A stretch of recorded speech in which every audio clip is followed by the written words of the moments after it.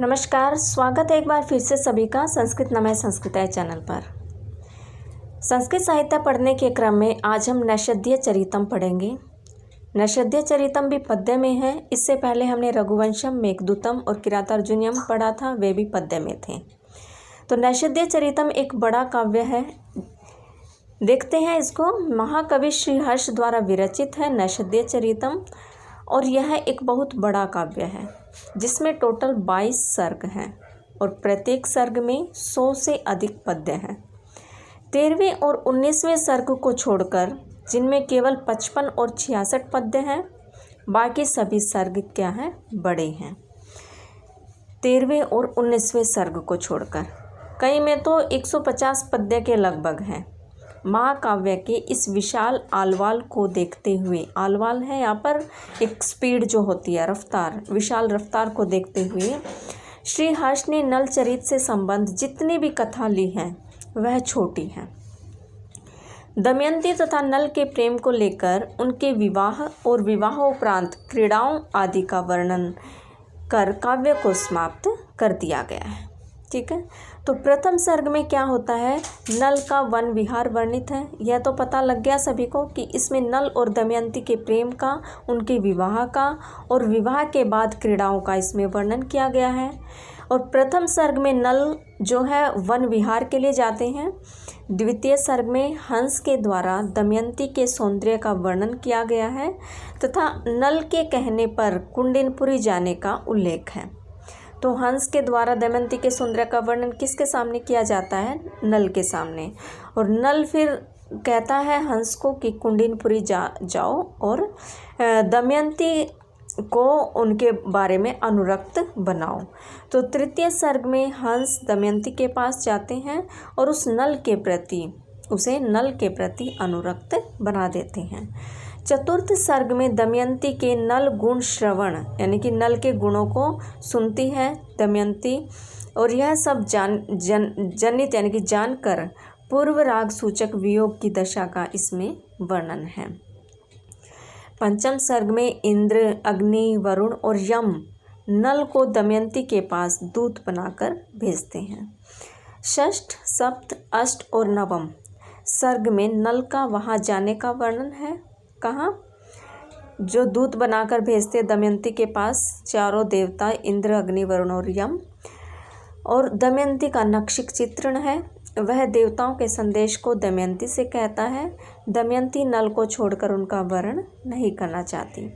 दुखी दमयंती रोने लग जाती है और तब नल प्रकट होकर अपना असली परिचय देते हैं। दशम सर्ग में स्वयंवर के पहले दमयंती के श्रृंगार का वर्णन है। एकादश एवं द्वादश सर्ग में सरस्वती के द्वारा स्वयंवर में उपस्थित राजाओं का वर्णन है। त्रयोदश सर्ग में नल का रूप धारण कर आए हुए चारों देवताओं और नल का श्लिष्ट वर्णन है।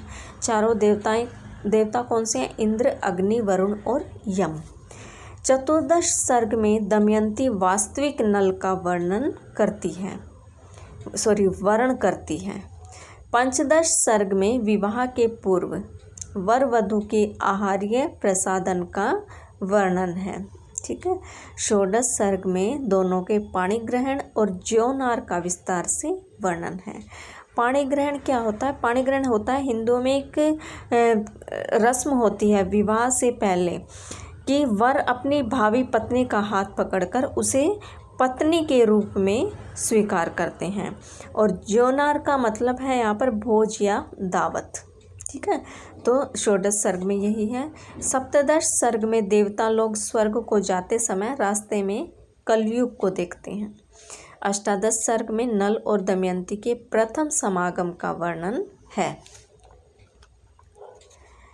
नवोदश सर्ग में प्रातःकाल नल को जगाने के लिए वैतालिकों के गान का वर्णन है।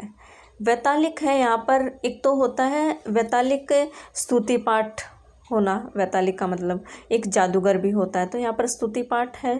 ठीक है।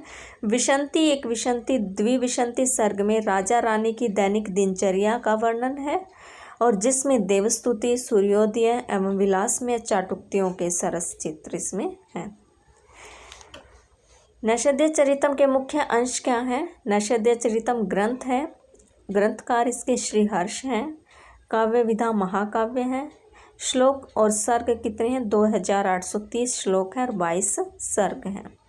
आधार ग्रंथ महाभारत है। इससे पहले हमने किरातार्जुनीयम पढ़ी थी, भारवी द्वारा रचित। वह भी क्या थी? महाभारत पर ही आधारित थी। प्रमुख रस श्रृंगार है, नायक नायिका नल और दमयंती हैं। शैली इसकी वैदर्भी शैली है और विशेष क्या है इसमें? नल दमयंती के प्रणय का वर्णन है। प्रमुख सूक्तियाँ हैं इसमें कुछ, जैसे आर्जवम हि कुटिलेषु न नीतिः जनाने कह कर्म अर्पेष्यति मितं च सारं च वचो हि वाग्मिता कर्म कह स्वकृतम अत्र न भुंक्ति दुर्जया ही विषया विदुषा अपि। तो इस प्रकार से नैषधीय चरितम महाकाव्य हमारा पूरा होता है। धन्यवाद।